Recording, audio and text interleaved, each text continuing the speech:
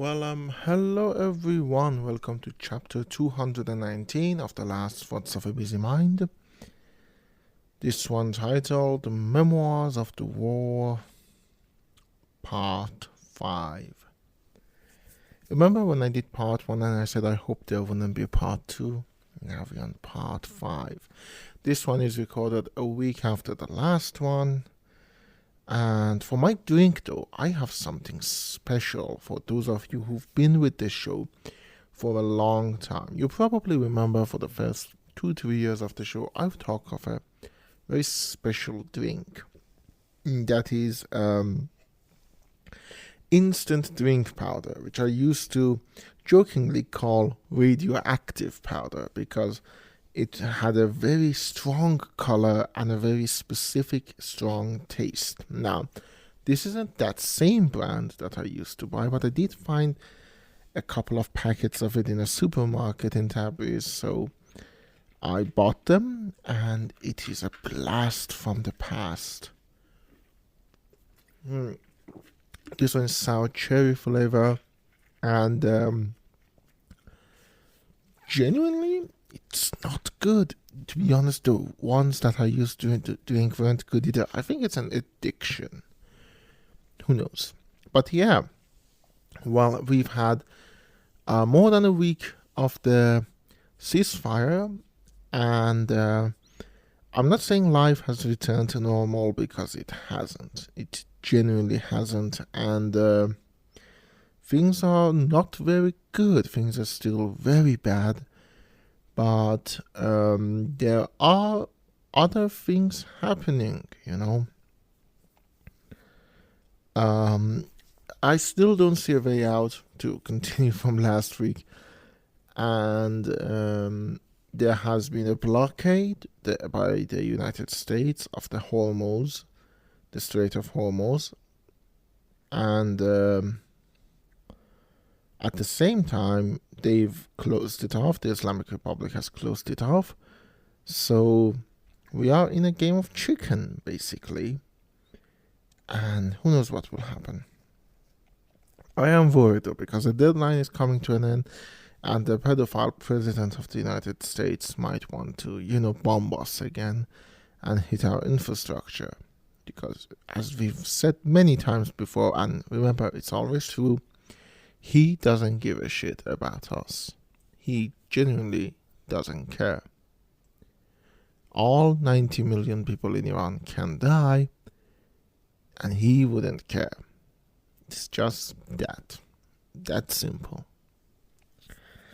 But yeah. Again, I don't know when anyone will be able to hear this, but I don't know if internet is gonna be restricted for the rest of my life here, because it will be restricted for a long time, but because I will have a very short lifespan. I don't know what will happen. And as I said before, and I'll say again probably, I am not very hopeful. One of the things, though, is that Donald Trump needs to shut the fuck up. Just that. He has been posting so much shit online, and it is bad. It is genuinely bad. Like, you have no idea how bad it is if you aren't in the loop. First of all, he keeps insisting that there is a regime change, and in the same post, he's talking about the 47-year-old regime and the crimes of the regime. So, wait, if it is a regime change, then it's a new regime. He's trying to change the definition of a regime change. And it is funny, how he keeps harping about his lies and about his inabilities to do simple things like shutting the fuck up and letting the proceedings go forward. Because one of the things that is genuinely hampering these talks and negotiations is the fact that Donald Trump doesn't shut the fuck up. Here's the thing. you are dealing with two very fascistic institutions. Well, three if you consider Israel as well. And one of the things that fascistic institutions love is their self-image. You cannot mock their image. They will kill people in order to look strong. The original, like the fascistic institutions, the fascists of Italy and the Nazis, they killed people in order to seem strong. And Islamic Republic is a fascistic institution. So is the United States under Donald Trump. They're both fascistic institutions, so looking strong is the most important things. Now, you all know, if you are students of history, how rotten to the core the fascistic ideology of Nazis were, and how rotten to the core their everyday operations were. They weren't great, they weren't strong, they were in fact incredibly weak. So, with that in mind, the Islamic Republic is not strong. United States is not strong either. Israel isn't that strong. None of these institutions are as strong as they want to look. Donald Trump is not as popular as he thinks he is, especially with the war. At the same time, Islamic Republic is not as strong as it thinks it is. And they should not have lost almost everyone in this war. So, at the same time, the lives of others means nothing to these people. So, Islamic Republic will happily sacrifice 90 million people in order to seem like it has the final word, and it will come out victorious. It genuinely will.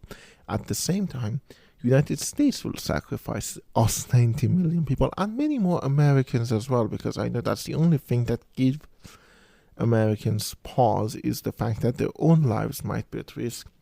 But Donald Trump will do that as well in order to seem strong, because their self-image is the only thing that matters.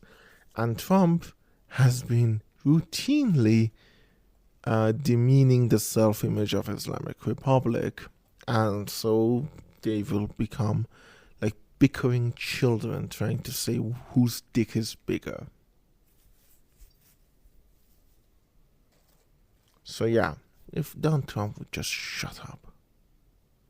I mean, we wouldn't be in this mess if Americans weren't just okay with racism. Like, they just turn the blind eye and say, yeah, racism, we can get behind that. And then looked around and said, wait, we thought it was about economics. Jesus. I think I've said it before. I don't remember, but the day Donald Trump and Benjamin Netanyahu die, I will be as happy as I was the day Ali Khamenei died. The world doesn't need people like that. Fucking warmongering ghouls. So yeah, we are a few days before the new deadline for the ceasefire ends, and probably will go back to listening to anti-aircraft missiles and explosions, and maybe they will hit the infrastructure this time. Who knows? I feel anxious. I feel incredibly anxious. Through the war, one of the things we've been doing as a sort of insurance is that whenever we doing sodas, which we take the family bottles because there's a lot of people living in the house, and water bottles, which because we don't drink water from the pipes for various reasons, most of them health related and all of that, we buy large bottled waters. And whenever we drink them and we finish them, we fill them up with water from the pipes and keep them as an insurance. And basically, if they do hit water plants and power plants and there is no more water, we can at least have something to wash our asses with. Genuinely. Or wash our hands, or, well, drink if needs be. So yeah.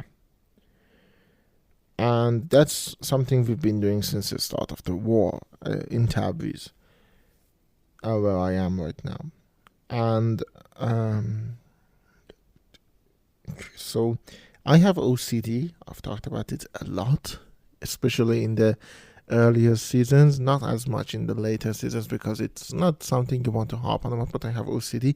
And one of the things I've done is I've organized them. Like, okay, these are the various bottles, but these are the zero bottles, not Coke Zero. These are Zam Zam Zeros, which is an internal brand, but it's apparently no aspartame and it's sweetened with sucralose, which I don't know, might be better.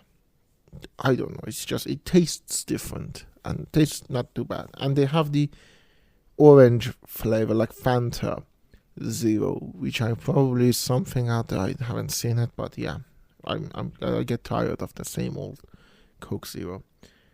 Not really. I love Coke Zero as well.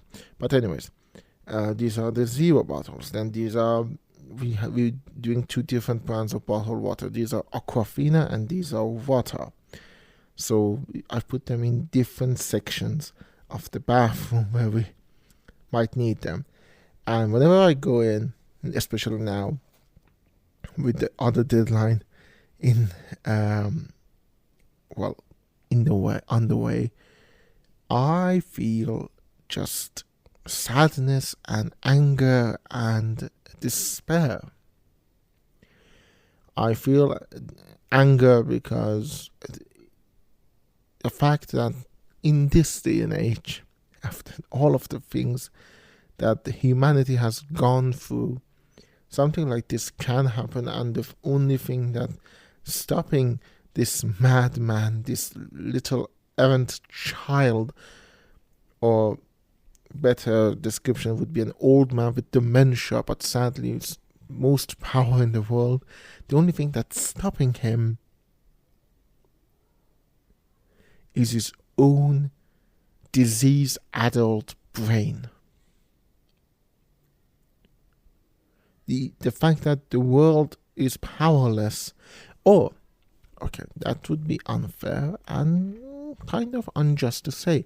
The world isn't powerless. The world is ignorant, willfully ignorant to his actions regarding, well, the brown people of the Middle East. You know what's funny? When Putin wanted to do the same thing to Ukraine, all the European countries started to throw a fuss. Oh, it's a humanitarian crisis. It's a war crime. But when the guy is trying to do it to us, suddenly we brought, I don't know. I am disappointed. And I am angry.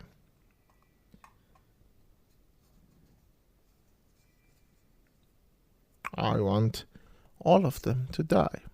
Not Europeans necessarily. I mean Netanyahu and Trump. And while we're at it, we're adding bodies to the drop dead wish list. Also Ghalibaf, fuck him. Fuck him with a rustic crowbar and kill, and Mohseni Eji. The guy is a fucking monster. And the fact that doing all of this through the coverage of the war. War is a great gift for people like him. War is a great gift for autocracies. Don't get me wrong. I hate Islamic Republic, but when there's a war happening like this, I'm not saying I rally behind them, because I don't, but at the same time, it tampers down everything, because, the rockets are fucking flying.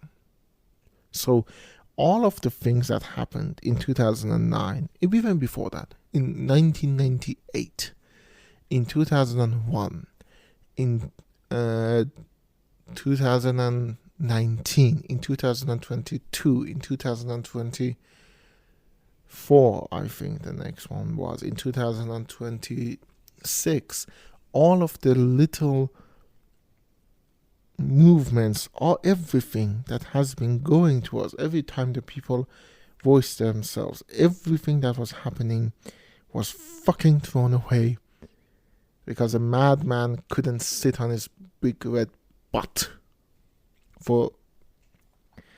and decided to attack, because all of that will be nothing. Now they can easily go for political dissidents and just execute them. They were spies. And the war is a perfect cover for executions. The fact is that before that, a lot of people who were promoters of the war were like, oh, if the war doesn't happen, Islamic Republic will execute a lot of people, and it will be very bad for them. And that is true, that if the war wouldn't happen, Islamic Republic would. But guess what? The war did happen, and Islamic Republic is still executing people, but now does it under total news shut off, because there isn't internet and they can justify it. It's a war. A lot of people are like, this war is the way for the yoke of oppression to be lifted. But no, the boots are on our neck. Still, it hasn't moved even a single centimeter. In fact, it's been tamping us down farther into the ground.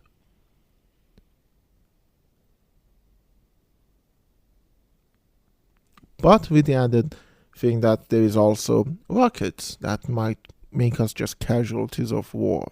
So, as I said, I think in probably this first or second Memoirs of the War chapter, there is just a gun at the back of our head, a gun pressed to our forehead, both wanting to shoot, both doesn't care. And both think if they shoot us, it will somehow show the other person up.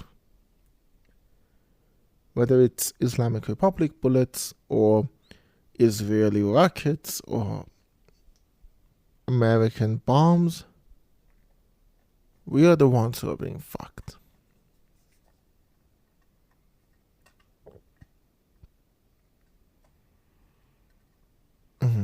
And there are idiots who do not see that. There are idiots who proudly wave Israel flags in cities across the world because their mind has been fully gone to propaganda.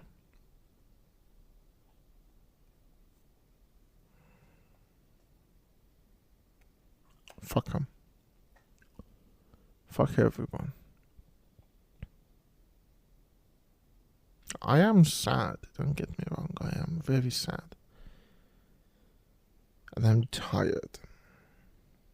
I'm tired of the uncertainty. I'm tired of this war. I'm tired of living in this fucking world. I'm tired of monarchists and Netanyahu and Trump and Ghalibaf and Mohseni. And if it was up to me, all of them wouldn't exist. But yeah, let's see if we have power next week. which is sadly something that we might not have, because fuck the world. See you all next week, hopefully.